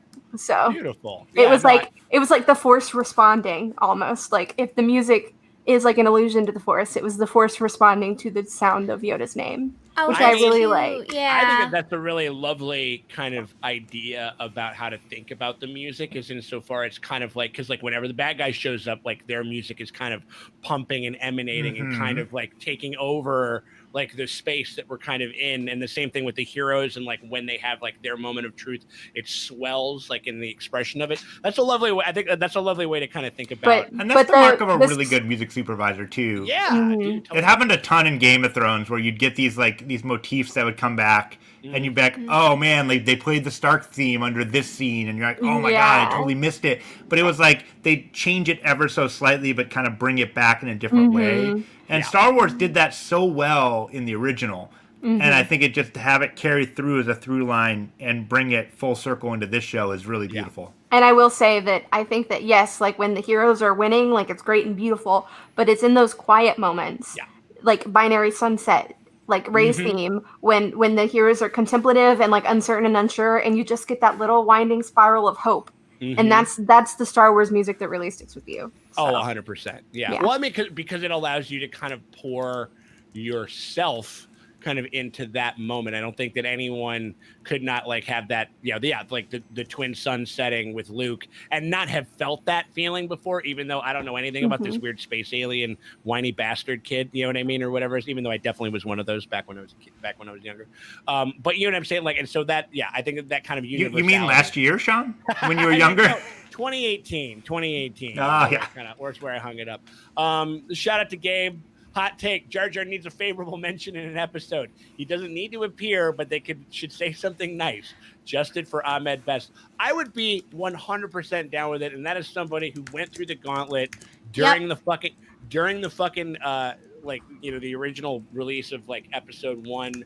I like, again, like that, like the whole, like the weirdly cruel aspect of the fandom, which is maybe which is like the one really kind of big negative thing about like the whole idea. But what happened to Ahmed Best, what happened to Jake Lloyd, is hopefully something that sadly I don't think that we've quite really learned from necessarily as a fandom. I think that's something that people still struggle with, but I think that his kind of coming back into the fold, getting that cool game show on Disney Plus that he's hosting now, and how he's been able to kind of speak on the part with pride and kind of more fond memories than dark ones, I think has been very encouraging. So shout out to Ahmed, absolutely. And that is from a confirmed reformed fucking prequel hater, just a dick, you know what I mean? So, we all got to mellow a little bit in so far as that type of stuff. Here we go. What do we got?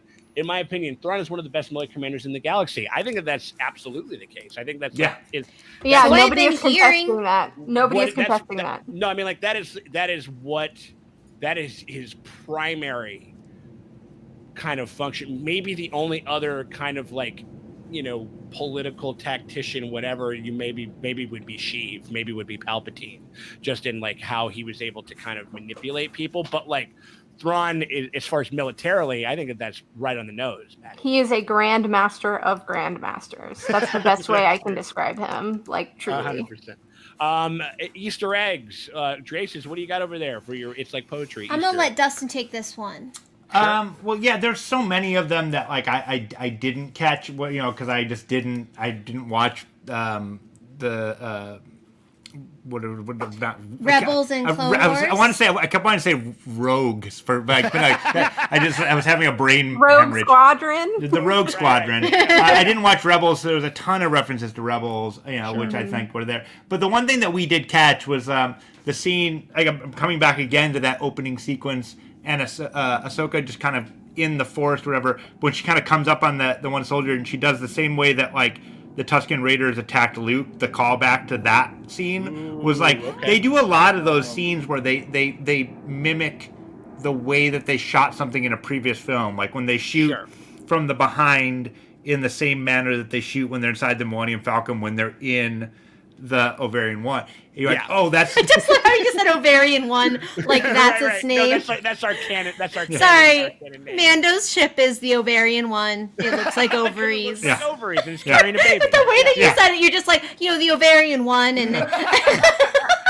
No, 100%. No, it's just kind of hilarious to us, But I love how they kind of take those ways of filmmaking that reference the other things, and it's just this as in a Sean Loftus term, it's a warm bath. It's you just feel comfortable with it, and you're oh, I get this. It harkens back to this feeling I had when I watched the originals, and we get it again, and that's really cool to me. Yeah, totally. I think we're kind of on a very similar track, because I remember this isn't necessarily a reference to necessarily this is a little bit of a motif. We're fucking shouting out Frank Oz, we're shouting out Ashley Eckstein, we're going back to the source. And my Easter egg, my kind of Easter egg that I thought was really cool was kind of going back to the original source. Was there was very hardcore Kurosawa vibes. Oh shit! Super Kurosawa. Super Kurosawa. I mean, and that's been from the jump. I mean, the Kurosawa film, The Hidden smoke, Fortress, the color palette, everything. Yeah, and and even from A New Hope, the entire kind of plot device and the framework of the entire plot of the first film kind of comes from this Kurosawa movie called The Hidden Fortress. And I like that you're peeking down, you're just hold on, can I get up there? So what I mean to say is I like that I'm looking over a bathroom stall, you're screaming at me at the Burlington. Can you guys calm down? I'm trying to do drugs over here, guys. But I think that the kind of the Kurosawa of it all, I think, was so fucking strong in a show that has been very heavy on that stuff to begin with. But even just the Magistrate with all of her goons and Ahsoka kind of coming in, it was so. It was just, if you're gonna, and I don't consider it stealing, because fuck all that shit. But as they say, if you're gonna lift something from somebody, lift from the best, and that was definitely at the heart of a lot of the things that really worked about this fucking episode. So think that does it for our Easter eggs, and we're moving on because I'm like Baby Yoda. I spent my editing force powers on the David Prowse, which was really great. Thank you for doing that. I remember texting Sean when I found out, and I was like, "We gotta do something." And like that was one of your it was one. It was beautiful. One of your finer edits, my friend. It was really moving and really cool. I appreciate that very much, man. Like it was just it's like one of those. Yeah. Anyway, cheers to David. Like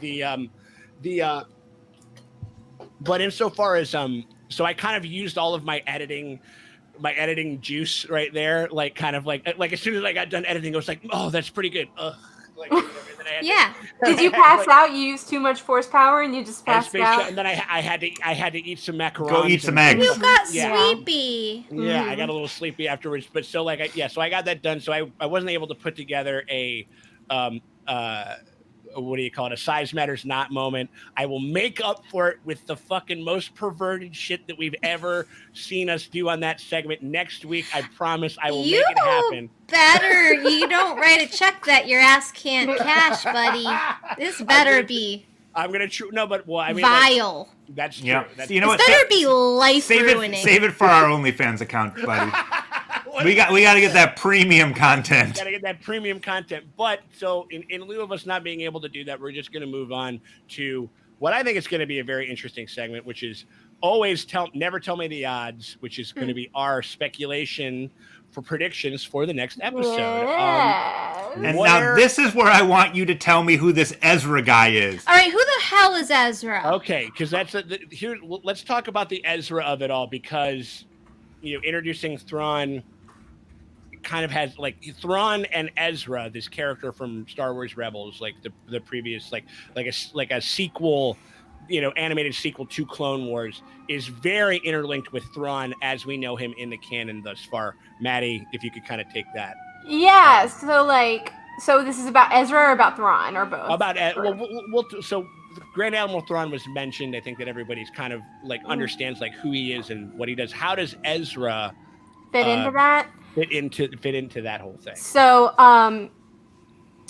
Ezra is. And do we think that we're going to see him? I think once you're done with the. I don't think we're going to see him this season. We might see him next season if we see anybody at all. I just don't think it's going to happen. So I just want to quash that now. I think that we've reached out, as like you said, we've seen the scope and span of the galaxy up to this point, and now because we're at the very top of episode 5. Mm-hmm. We have 3 episodes left, so we need to start, zooming back in on the problem. Yeah. So I don't think that we're gonna see. We're not gonna get more than 1 Force user per season, in my opinion. So, but besides that, I think that we might get back to Bo-Katan. That would be nice. I believe Jon Favreau is directing the next episode. Mm-hmm. Yeah, that's correct. It's a shorty guy, so it's probably going to be another action-packed sort of vibe. Yeah, so I don't think we're going to get anything crazy. I think it'll be like a transit episode between 2 Tython. They might get to Tython at the end. We'll see. We don't know, but sure. I'm not counting on it. We got to go plug GOGURT into his charging station. Exactly.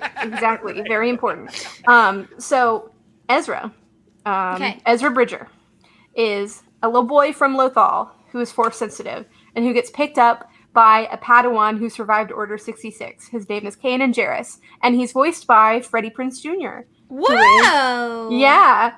And so Freddie Prinze Jr. is like, all right, Ezra, you're like a poor boy with blue hair and doesn't know what's happening any of the time.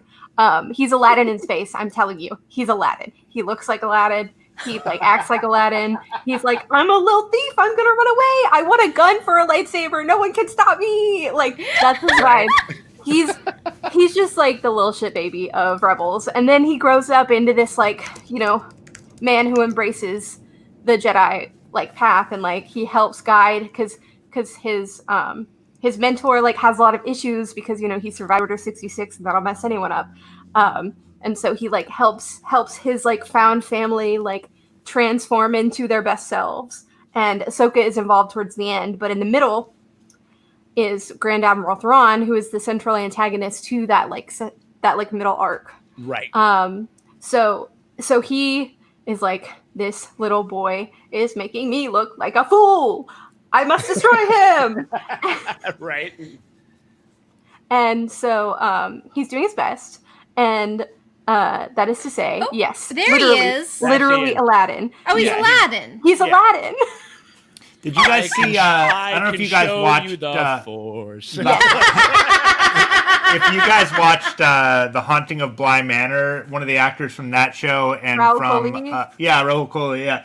He fan casted himself, and he just like he did a photo. trying so hard. Wait, is he play the cook? Oh, really? Yeah, the cook. Oh Yeah, my Owen. god, he's my new favorite follow on Twitter. Yeah. Oh my god, he's so funny. He's such a He's dick so bag funny on Twitter, I and love yes. him. He's like a shit starter, and he was like, yeah, I just kind of thought it'd be funny, and he's like, I've always loved. He's like, I grew up like doing lightsaber battles before I was an actor. He's like, so it was a joke at first, and then it kind of took off, and he's like, I wouldn't be mad at it. And Cast like him. now, but like the thing is like now he's like pushing, he's leaning too hard into it. I'm like, Yeah. pull back, buddy. Like it's not gonna just pull back. You want it he too was an bad. iZombie, Naomi. Yeah. Yeah, because it's not like fucking Star Wars fans are known for taking shit too seriously or anything like on the internet, you know? So but I actually, he's not my fan cast for Ezra. Like I think he'd be great doing whatever it is he wants to do. But my fan cast for Ezra is actually Mina Masood, who played Aladdin in the live action. shit. Yeah, I So, mean, that works. because- Aladdin, right? Because No, do you have a photo of like adult Ezra? Can you pull one up with the shaved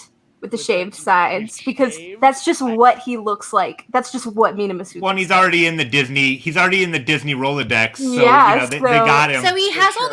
all the tax information. They've already got his W-2 on lock. like He's on he's in payroll. the HR system, so they can just pull up his file and Like, rehire just give it to him. this Well, kid. that's it's the fine. same thing. Well, that's the same thing with because everybody is kind of talking about. Well, okay, because the other big thing is like at the end of Rebels, there's essentially like the last conflict. Ezra and Grand Admiral Thrawn get like sucked into, what would you call it, Maddie? Like they both get pulled into like a The world between worlds. Yeah, they basically get pulled into like the Phantom Zone kind Yeah, of like type of it's thing. like a bubble universe almost. Right, and so like it's like so they both like are fighting each other, and they get sucked into like the fucking Rainbow Bridge or something, and we don't see anyone die, but we know that they both disappear together. So Oh my god, what if they're there forever and then eventually they just fall in love? I love this. Yes. Well, because they're the only ones in there and like they have no other contacts, so they just have to fall in love. I That think you might might be be onto something. something. That could be something. The no, but like the insofar as so that's like kind of like it's like the whole idea of the fact like if Thrawn is back in the mix, if he made it back, then Ezra could possibly be like could also be back too. So that's one of the things. The only thing is I don't think that like we're gonna really get to like to your point, Maddie, that we're not gonna get into any of that type of shit is because like this show, and I think very smartly, can operate like as for people that don't know shit about shit. You know what I mean? And so in order to kind of, if they were going to get Ezra in on any of this stuff, I feel like they need to kind of sprinkle a little more information so it won't just come out of literally fucking nowhere. I don't know. I mean, like it's going to take a little while to get there is what I would rather see Sabine, honestly, and Mhm. because she's a Mandalorian, so she has more ties, and I think that it would be a good The show is introduction called The to Mandalorian, Ezra. by the like. I think it would be a good introduction to Ezra to have him run into Sabine, and she's like, "I need to find Ezra," and he's like, Right. "Who the fuck is this Ezra kid?" Is this what we're talking about? Yes, There yeah. we go. So that's like, the one that you're talking about. yeah, Okay. 10 out of 10. Like that's the Ezra that we're looking at and looking for, like a little bit scarred up, a little bit angry, like Mhm. yeah. Yeah. So. Okay, cool. Well, I mean, so that, so there's that whole thing, but so we do know that we're probably going to be getting Thrawn in a little bit. I mean, people have been, that was our first super chat because now we're First super chat. first super chat was that was talking about like who they wanted to see cast as Thrawn. They threw out Fassbender, and that's up for one, but I don't think that's necessarily going to happen.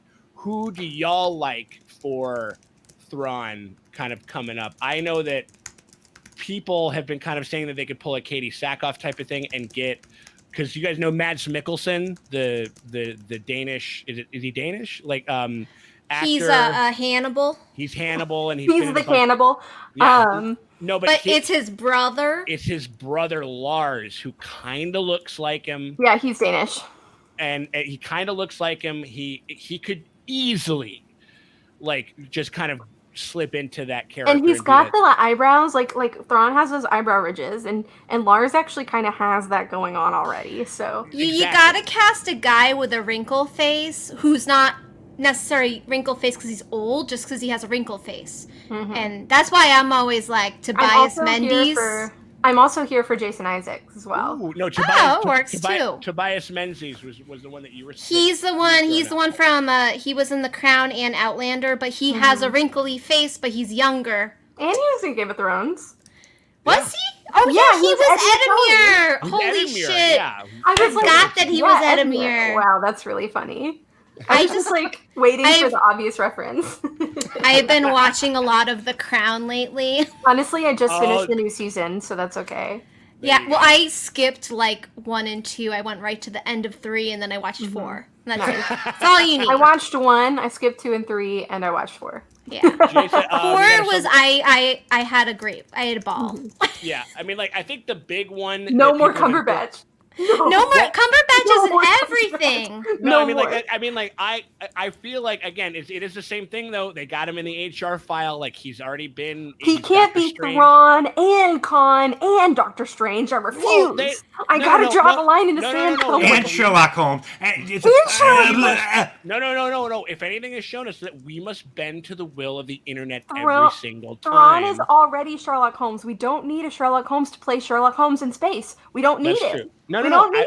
I'm not going, but I mean, like the cheekbones and stuff. He's kind of a weird looking guy. They could sell it. It could work, but I would be very sad if they cast Cumberbatch. Honestly, I like him as unimaginative. Doctor Strange. It's unimaginative. I'd be bummed. I'll just say this, insofar as like we kind of all could basically. We can kind of understand and see the trajectory of what would happen if we were to get a Cumberbatch take on Thrawn. It's broke. Yeah. It's a broadcasting. All I'm gonna say, but I'm gonna say, like, I think it would be fine. I think it would work.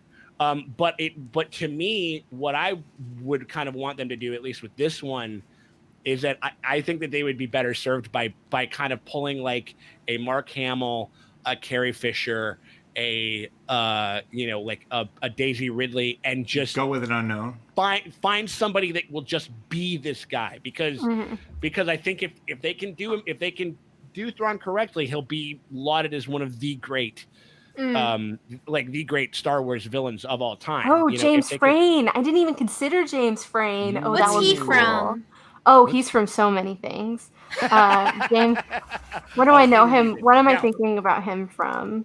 He's in the Tudors. He's in Disco. Star Wars in the Discovery. Tudors? Yeah, that guy. Yes, you know him. Oh, yeah. He is an evil motherfucker. He'd be perfect. Okay. Yeah. He's played so many shit-heels.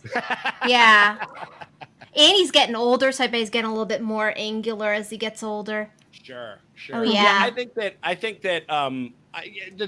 the cool thing, I mean, who knows? Maybe they're already talking with him. Another thing, people are like, dude, like, we're getting him at the fucking end of fucking season 2. And it's like, sure. I mean, like, if they end up keep underutilizing Moff Gideon as much as they have, fucking kill him, throw him in the trash, and let's get a new motherfucker in here. Let's just have let's just do like a Tarkin-esque type of thing where we just kind of animate like a reflection in a window, and then we cast them for next thing, because who knows? They might have already been talking to people. Honestly, Sean, I feel like you with Moff Gideon, you are that meme where it's that stick figure that's like poking. Do something.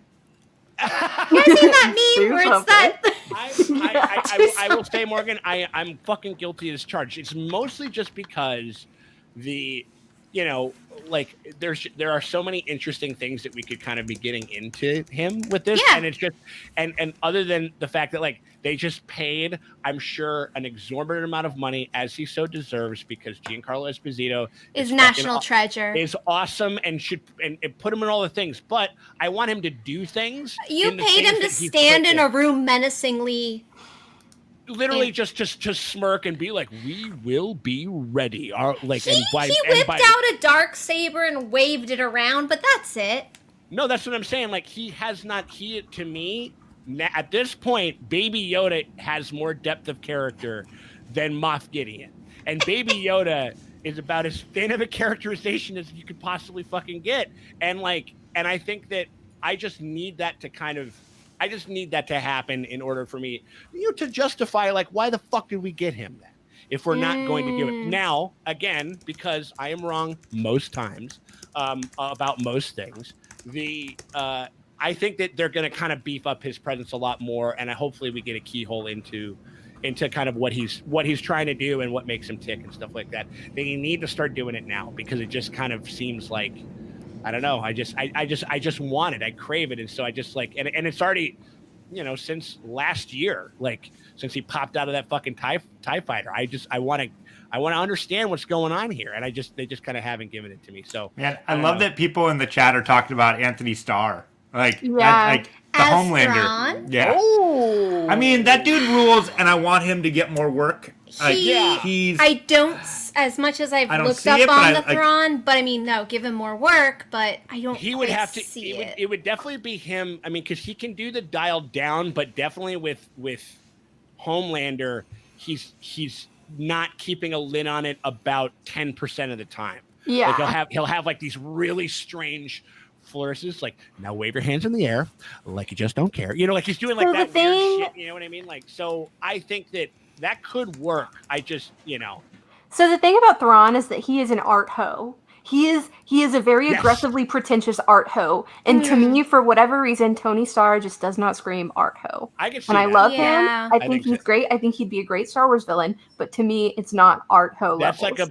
That's a big thing about him. Like before he is about to come in and like try to take over a system or a planet or what have you, he will literally like study like their art, culture, everything, and figure out He's like, it's like worse than Thanos, because he has like such a discerningly cultural eye about things. He's like, yes, I am going to engage with this culture that I am about to destroy, and I am going to collect its best pieces and treasure them. Haha! Like, if I can kind of seek to understand it fully, I know how to disassemble it with the most precision, which is like fucking crazy. So like, I think that could be. Like, there could be like some like really a big fun stuff. Hannibal vibes. Big Hannibal vibes for sure. What about Christoph? Oh, what about Christoph Waltz? I mean, like, it could work. I think that, again, he might be one of those guys that's just like a little too identifiable for his own good. Yeah, you know what I mean? Because you'd be like, did you see Ezra like in the great beyond, who we'd be like, that's a bingo. Like it would be weird for me to not just think about that constantly. Like, so, and that's kind of the same thing with Cumberbatch, where it just, even though I think that he could and would do a fine job, I want them to kind of not limit themselves to just like what the internet has to say, because the internet has some good ideas. Yeah. The internet also has been throwing around David Tennant. I don't know what we feel about that. I wouldn't hate it, because he's great. He does great whatever he does. So it's like, I don't know. Ooh, we could also, we could bring it back to Pennywise. Shout out to Gabe. Bill Skarsgård. Goodbye. He's creepy as hell. His face is perfect. I don't think he's got it yet, but like, give him like another 15 years and maybe. He might be a little too baby-faced. He's very young for Thrawn, because Thrawn is about 60 or 70, like, in Chiss years, which is about 50s and 60s in human years. Interesting. So, but yeah, I mean, like, so do you think? So I think we're getting like a little bit of adventure time with maybe a cliffhanger. Is that what y'all think is going to happen? I think for the next episode. Yeah. Seems I think that Mando is going to run into an unforeseen problem on his trip to Tython, and he's going to have to manage that before he can get to the Seeing Stone. Yeah, I think we need at least one episode this season with a gun in Baby Yoda's face. We haven't had any at all. Gotta be a Moff face, right? Guys, what if he doesn't get to Tython? What if the episode ends with Moff Gideon taking Baby Yoda? Oh, no. That's what we were so certain when they left Baby Yoda alone on that ship, and there's a tracker on the ship. Yeah. I was 100% so certain, I would have like staked my life on it, that they were going to get back to the ship. Oh, somebody stole Baby Yoda because there was a tracker. But no, then Baby Yoda was fine. I was like, oh, I'm confused. Thank God you didn't bet your life on it. Thank God. I know, I would have been dead by now. Oh wait, somebody said that in episode 1 we did get a knife to him. We did get that. Yeah, that's what so I stand corrected. He did get ate by a monster. Yeah, okay, Right. I stand corrected. I feel like they were like, okay, we literally put crosshairs in between his fucking eyes, like, and had like, you know, Bobby Cannavale's fucking weird shit-heeled kid like holding a gun to his temple like he's in fucking Dog Day Afternoon or some shit, and then like. And now they're like, we got to diversify. So we got to get a knife. We got to throw him into the fucking. We got to have him get eaten by a sea monster. We got to still put him in peril, but not have it just be, you know, just like, you know, two fucking barrels of a gun like next to this kid's fucking temple, like every fucking episode. Well, I mean, shit. I think that you know, and the other thing is that like, you know, like somebody just like kind of threw it in like. Where like we got Boba Fett's in the mix. There we have the roving Boba Fett issue that like, hasn't been resolved. That would also maybe be just one slight knock, as in like, because like I don't know, if you would have told me like, yeah, dude, like season 2, like we're fucking gonna introduce Bo-Katan, we're gonna introduce Ahsoka, we're gonna introduce Thrawn, we're gonna introduce, you know, like all this stuff, I would have been like, get the fuck out of here, like, you know what I mean? Like I was like, that's moving way too fast. And it's only gonna be 3 episodes. You're like, wait, what? Yeah. Shit. Yeah. I mean, we get 8, you know, but still. Yeah.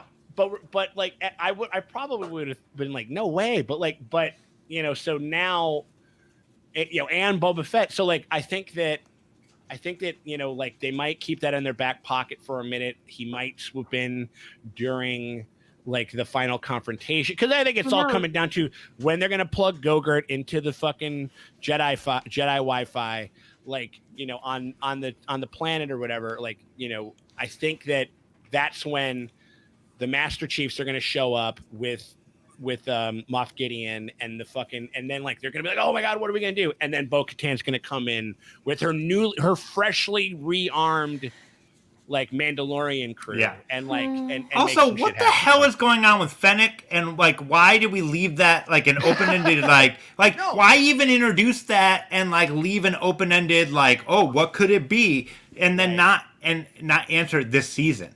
No, I agree. I mean, like I think that it was one of those things where they were just like, they wanted, probably Disney wanted a proof of concept type of a reaction from the internet and shit like that, because apparently if you're taking notes from Rise of Skywalker, they're just going to let fucking Reddit just rewrite the entire like finale of the fucking sequel trilogy. But they probably wanted, because they're like, man, like Star Wars kind of took a bit of a hit other than Mando. We want you to kind of road test some of these other things to see where the kind of the excitement is and stuff. And they're like, okay, cool. Like we'll tease a bunch of stuff. Cause I think that they kind of could have waited a little bit for some of it. Like they could have waited for Thrawn, even though I'm excited, you know, to have him and shit. But hey, we'll see. Well, shit. Any other predictions before we sign off? I want Baby Yoda to eat Snokes before the season is over. Just chomp on a baby Snoke. Have a pickled Snoke snack. I want pickled Snoke. Baby Yoda to meet a baby Snoke. Just an adorable Snoke. What if that's the spin-off series? What if it's a Baby Yoda and a baby Snoke who become best friends? He could be kind of cute as like a little baby guy. I mean, like, you know, as I've said, original Yoda is a disgusting, dusty old puppet. He's disgusting. You're not gonna find any audience for that if you keep saying old Yoda is an old dusty old dust sack. Hold on. Oh, there's the muted mic. No, but like I think I'm joking. I'll get you back on that. But I think that a baby Snoke would be awesome. Because he's got to start somewhere. I mean, we talked about it before. Where we want like a Star Wars baby. Star Wars babies like Muppet babies, and they're all like Muppet babies, but for Star Wars. You get a baby Jabba, you get a baby fucking Snoke in there. You get like a baby Palpatine would be awesome. He'd be just like a little big eyes, little tiny mouth, little hood, little jaw. Yeah, we already got a baby Jabba. You know, we got it. It's going. Let's do it. We'll throw him in with Salacious Crumb. Perfect. Oh my So god, good. a baby crumb. Salacious Crumb is like would be like the hall monitor in the preschool, like at that point. Like, you know what I mean? Like they would flip that. They would be like the guy who is like kind of the most useless, like in his utility or whatever it is, turns out to have to be like he's like the fucking hall monitor, like at the daycare or whatever it was. He's the teacher in the Breakfast Club. Yeah, exactly. Yeah. You mess with me, you get the horns. I got you for 2 weeks. I got you. Like that's what. Oh my god. Oh lordy. All right. Well, shit, man. I mean, like, I think this one was a great time. I feel like we didn't miss any of our super chats, did we? I feel like we got all of them in there. I think. Like Anyone Did we miss you? Ooh. Oh my god. Oh my god. That was exciting. What happened? I heard like I don't know. You're bonk bonk. I heard a bonk, bonk, right, It right. sounded like a Law and Order. Oh my god, no! Pop You want to know? filter. You want to know what that was? That's a shout out to our fucking our avatar thing. So let me see if I can pull it up real quick. Yes. Whenever you say something that's like a little kind of surprising or kind of weird, we got to pull a Flopsy meme right here. Like I'll tell you what, we are getting a wouldn't it be weird and crazy if we got ourselves a baby Snoke in the next episode? Don't you think, Flopsy? Like how we were using him a little That bit. is the stupidest thing you've ever come up with. Yeah. It's but the I dumb- love mean, it. Like it would. I mean, I'm staying on brand at least. You know what I mean? Like, Do you remember in Watchmen where Ozymandias is just like hucking clone babies and over like we just get a bunch of Snoke babies and he's just throwing them out till he finds one that's like cool. absolutely. Flopsy dude. is life. Flopsy is love. Oh my Flopsy God. is. He is for sure. That was like, but anyway, so we just want to say thank you to everybody. For real. Seriously, like y'all, like I mean, like again, I get to do this show twice, kind of because sometimes I'm not able to kind of keep like an eye on everything that's going on in the chat or whatever it is. But the chat is always just a popping the fuck off every time that It we really seem to get it is. because we have a really fucking kick-ass fucking audience. So we appreciate y'all. Yeah. Shout out to Gabe, Ring King. To Not Gabe, Loud to Gabe, if Baby Yoda grows up ugly, I'll fucking throw him in the fire. The rest of them. Right in the garbage, right in the dumpster. That's valid. Go on. I hope I age gracefully. That's all I have to say. Yeah. I will take that baby old